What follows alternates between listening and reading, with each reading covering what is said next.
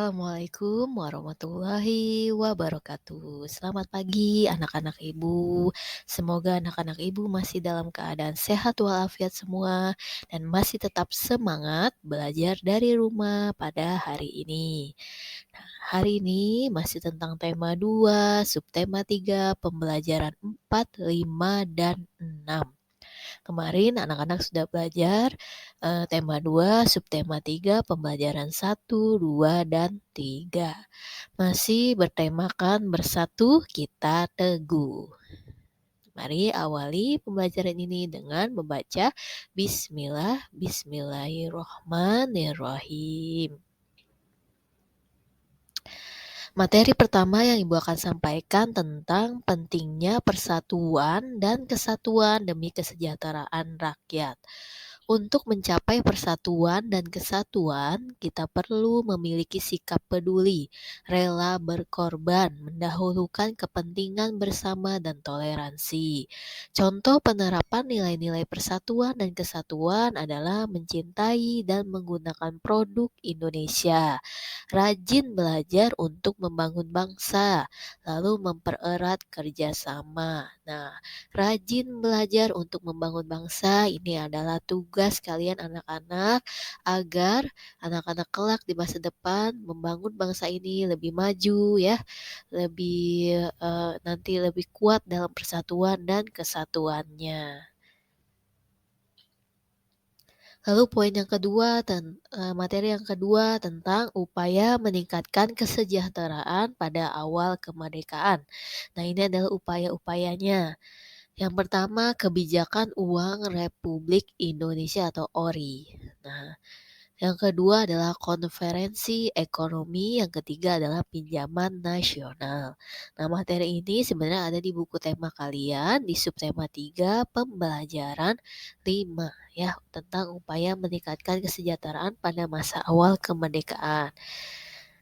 Nah, upaya yang pertama yaitu pada 1 Oktober 1946, pemerintah mengeluarkan larangan menggunakan mata uang nikah dan digantikan dengan penggunaan ori sebagai alat pembayaran yang resmi di Indonesia. Ori itu uang Republik Indonesia. Nah, itu tulisannya masih tulisan zaman dahulu yaitu O dan E, itu dibacanya U, jadi uang. Lalu yang kedua, konferensi ekonomi pada tahun 1946, Menteri Kemakmuran Darmawan Mangunkusumo mengundang para kepala daerah di Pulau Jawa untuk mengadakan konferensi ekonomi. Lalu yang ketiga, pinjaman nasional. Pemerintah mendirikan Bank Tabungan Pos. Program ini bertujuan untuk mengumpulkan dana bagi kepentingan perjuangan dan meningkatkan kepercayaan rakyat kepada pemerintah Indonesia. Nah, selanjutnya upaya dalam meningkatkan kesejahteraan pada awal kemerdekaan yaitu Badan Perancang Ekonomi atau disebut Planning Board. Pada tahun 1947, Menteri Kemakmuran A.K. Gani mengusulkan pembentukan Badan Perancang Ekonomi. Badan ini bertugas menyusun rencana pembangunan ekonomi. Program rencana ini meliputi menasionalkan bangunan umum, perkebunan, dan industri menjadi milik negara, serta penyitaan perusahaan milik Jepang sebagai ganti rugi terhadap Indonesia. Lalu yang terakhir adalah rencana Kasimo. Nah, rencana Kasimo ini apa? Menteri Urusan Bahan Makanan I.J. Kasimo menyusun sebuah program yang disebut Rencana Kasimo.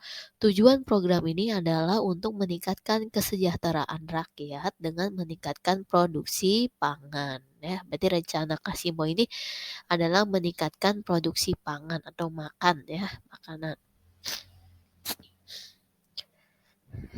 Nah, ini adalah eee contoh-contoh dalam mempertahankan persatuan dan kesatuan pada masa kemerdekaan.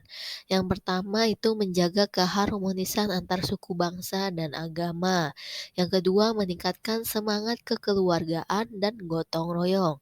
Yang ketiga, memperluas pergaulan dengan orang yang berlainan suku, bangsa, dan agama. Yang keempat, meningkatkan pendidikan masyarakat. Yang kelima, tidak mudah terpancing oleh pihak-pihak yang ingin memecah belah bela bangsa.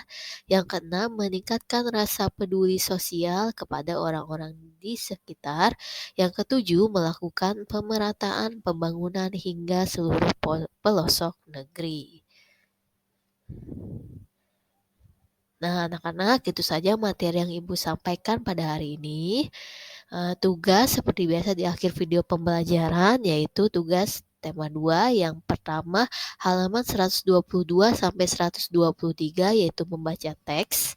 Lalu yang kedua halaman 130 sampai 131 membaca teks juga. Jadi anak-anak tugas 1 dan tugas 2 cukup membaca teks pada buku tema 2. Lalu yang ketiga halaman 140 menjawab pertanyaan 1 sampai 6 ya. Itu saja materi yang Ibu akan sampaikan pada hari ini. Terima kasih. Semoga anak-anak bisa memahami dan mengerti semuanya. Wassalamualaikum warahmatullahi wabarakatuh.